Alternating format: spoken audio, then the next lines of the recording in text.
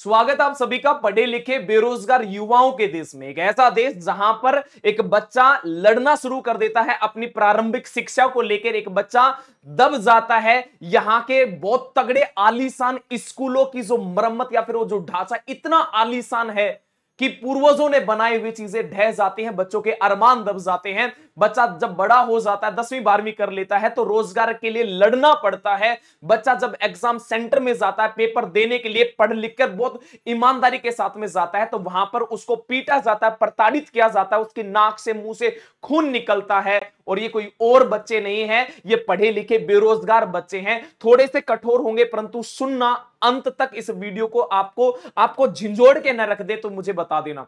प्यारे साथियों, हम उस देश के वासी जहां पे रेलवे, एसएससी, कोई भी एक ऐसा एग्जाम इस देश के अंदर आपका रद्द नहीं हुआ, कैंसिल नहीं हुआ, लीक नहीं हुआ, ऐसा कोई एग्जाम ही नहीं बना है।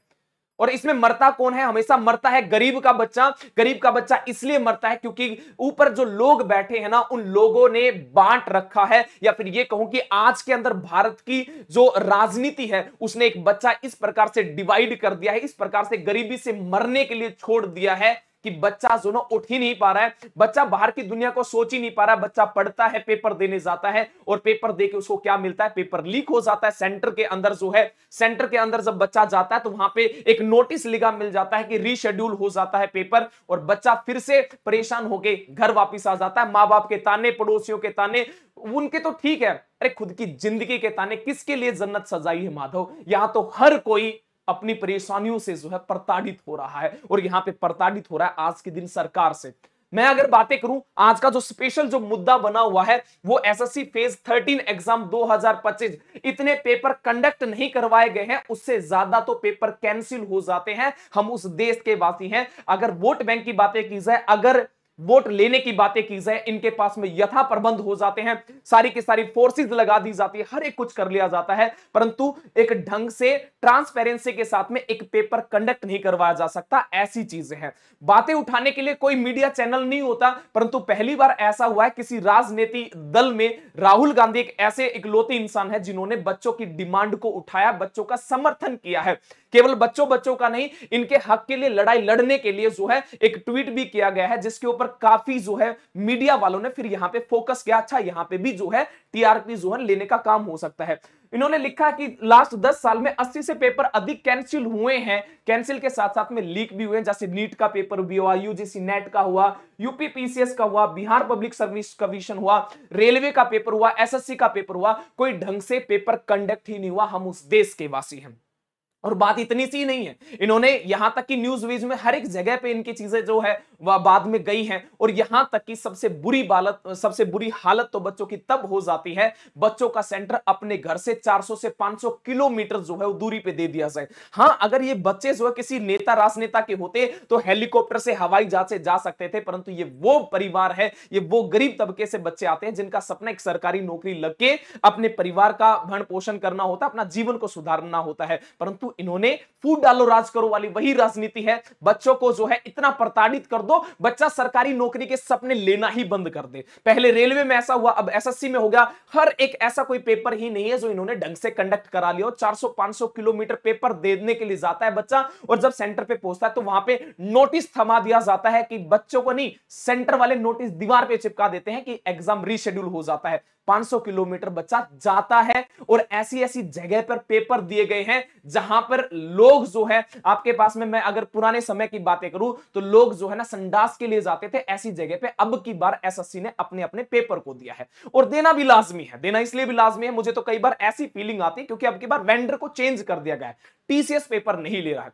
अब की बार मुझे ऐसा लगता है कि जो नया वाला जिसको वेंडर मिला है और सरकार, ये रात को ना जो बढ़िया तरीके से ना अद्धा पौवा वुआ मार लिया होगा, बढ़िया तरीके से टल हो चुके होंगे, और टल होने के बाद में इन्होंने, जिसको नया वेंडर मिला, इन्होंने कहा होगा भाई अपन तो कर्जे के अंदर है, क्या करें? तो भैया उन्होंने बोल दिया, सरकार ने कह दिया अच्छा तेरे ऊपर कर्जा हो रखा है, लो मैं एक काम करता हूं, तुम इसका टेंडर ले लो और पेपर करवाओ। तो इसने भी कह दिया होगा अच्छा फिर पैसे, अरे पैसे बच्चा देगा ना, बच्चा देगा और बढ़िया तरीके से देगा। तुम जो है ना वहां पे सेंटर के बगल में बैग रखवाने की फैसिलिटी भी रखना, 50-100 रुपए जो है चार्ज करना, वहां से भी पैसा देगा।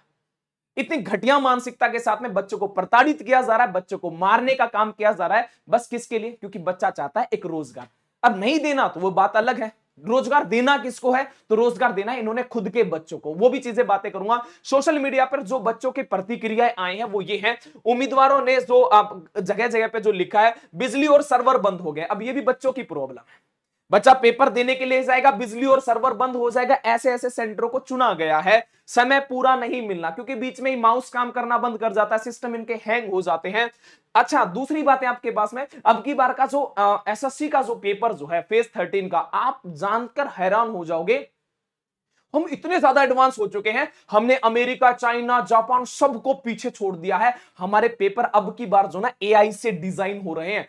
अब एआई से डिजाइन होगा। अब एआई को थोड़ी ना पता कि बच्चे किस प्रकार से कैसे कैसे पेपर देने होंगे। पेपर का लेवल ही ऐसा बना दिया गया है, ना तो वो गधे के बराबर ना घोड़े के बराबर, इस प्रकार से जो ना वो खिचड़ी बना दी गई है। मुझे तो ऐसा लग रहा है कि ये सरकार ऐसी सरकार हो चुकी है कि आने वाले भविष्य के अंदर ये अपने बच्चे भी एआई से पैदा करवाने के टेक्नोलॉजी के ऊपर ही काम कर रहे होंगे कि हाँ जी, हम जो है ना ऐसे बच्चे पैदा नहीं करेंगे, एआई से डाउनलोड कर लेंगे। क्योंकि इनका कोई काम तो है नहीं, ये राजनीति बस रोटियां चमकाने का काम करते हैं। बहुत सारे टीचर जो ना, शिक्षक जो है ना, अब इस क्रांति के लिए उठे भी हैं। काफी सारे जो है सवाल जवाब जो है सरकार से पूछने का भी काम किया है। आप लोग जानते होंगे खान सर ने जो कि रेलवे रिफॉर्म के लिए आवाज उठाई, काफी सारे बच्चों का समर्थन भी था इसमें। और वहां पे हुआ क्या हुआ, ये कि अभी तक रेलवे डिपार्टमेंट की तरफ से कोई भी जो है ना ढंग से जो है वो कोई भी सवाल जवाब वहां पे नहीं हुआ।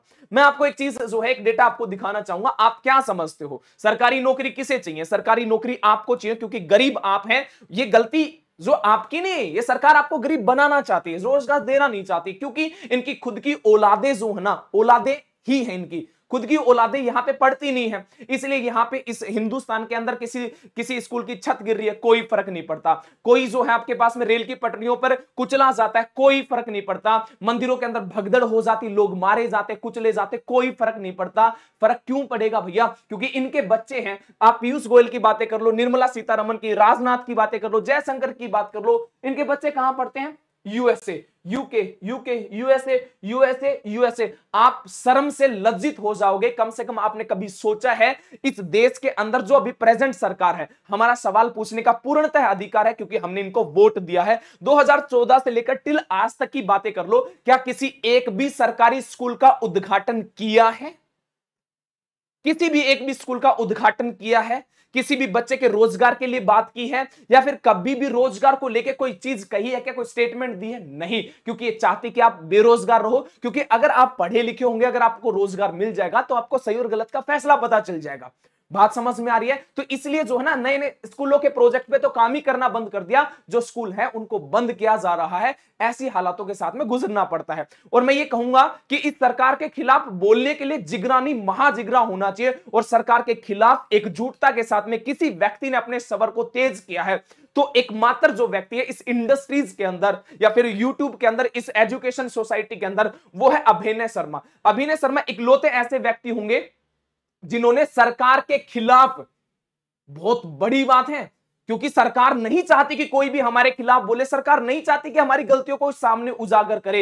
एकमात्र एक ऐसा इंसान है जिसने सरकार के खिलाफ जो है बच्चों के हितों की बात की है, क्योंकि बच्चा कहां तक लड़ेगा, किस किस से लड़ेगा। परंतु इस व्यक्ति को सल्यूट है और इस व्यक्ति को पूरा समर्थन है। और मैं तो ये कहूंगा कि अगर आप जो है ना, देखो हिंदू, मुस्लिम, सिख, ईसाई अगर इसमें फंसे रह गए तो ये आपको ये समझ लेना, आपको इतने नीचे लेके चले जाएंगे, कभी जिंदगी में आप ऊपर नहीं उठ पाओगे, खुद के हक की लड़ाई नहीं पाओगे। और एक चीज आपके पास में, भगत सिंह बार बार पैदा नहीं होते, ये तो भगत सिंह जैसे एक इंसान है जिन्होंने बच्चों के लिए लड़ने की शुरुआत की है। तो आप सभी भी इनका समर्थन जरूर देना। नहीं तो हालांकि क्या होगा, वही चीजें होंगी, आप इकट्ठा हो जाओगे, कहीं पे भी इकट्ठा हो जाओगे, आपकी आवाज का शोषण कर दिया जाएगा। ना मीडिया आपकी चिंता करेगी, ना कोई और चिंता करेगा। क्यों करेंगे चिंता? क्योंकि इनके पास में टैक्स, हमारे द्वारा दिया गया टैक्स इनके पास में जाता ही है आपके पास में।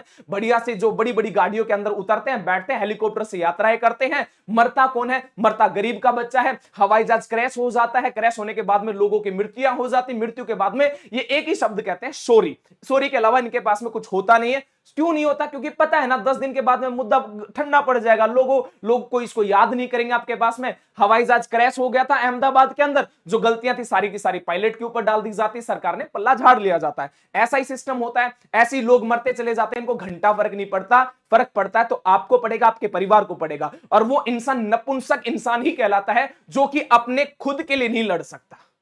तो सभी तक ये वीडियो साझा कर देना। और मैं ये कहूंगा कि अगर कोई इंसान अगर आपके लिए लड़ रहा है तो उस इंसान का आपको पूर्णतः समर्थन करना चाहिए। अगर अभी नहीं करोगे तो फिर कब करोगे? फिर ये जीवन किसके लिए सजाया है माधव? जो भी आपकी प्रतिक्रिया है कमेंट में लिख सकते हो। जितने भी आपकी चीजें हैं, हर एक सवाल को उठाया जाएगा, हर एक सवाल को आगे तक पहुंचाया जाएगा। जब तक पहुंचाया जाएगा, जब तक जान है तब तक खुद के लिए जरूर लड़ेंगे। जय हिंद, जय भारत।